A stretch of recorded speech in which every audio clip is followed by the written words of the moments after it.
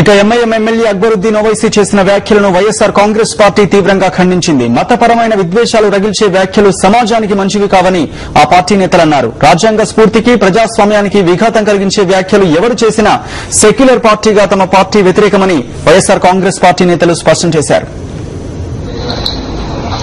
ఖచ్చితంగా అండి, అంటే ఎవరైనా కానీ ప్రజాస్వామ్యంలో ఒక నిబద్ధత అన్నది ఉండాలి. అది లేకుండా అడ్డుగోలుగా మాట్లాడడం ఏ వ్యక్తి అయినా ఏ పార్టీలైనా కానీ, సెక్యులర్ పార్టీ అయినటువంటి మా పార్టీ ఖచ్చితంగా ఇటువంటి దాంట్లపైన ఖచ్చితంగా ఖండిస్తుంది.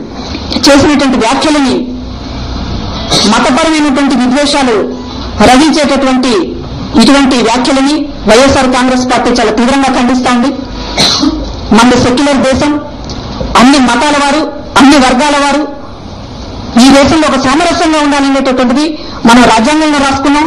ఈ ప్రాక్టీస్ కూడా ఇన్నేళ్ల ప్రజాస్వామ్యంలో మనం అమలు పరిచింది కూడా అదే. ప్రధానంగా రాజశేఖర రెడ్డి గారి వారసులుగా, రాజశేఖర రెడ్డి గారి ఆశయాలను కొనసాగించేటటువంటి పార్టీగా వైఎస్ఆర్ కాంగ్రెస్ పార్టీ ఎవరు ఎక్కడ ఇలాంటి మాటలు మాట్లాడినా ఇది తీవ్రంగా ఖండించాల్సినటువంటి విషయంగా మేము భావిస్తాం.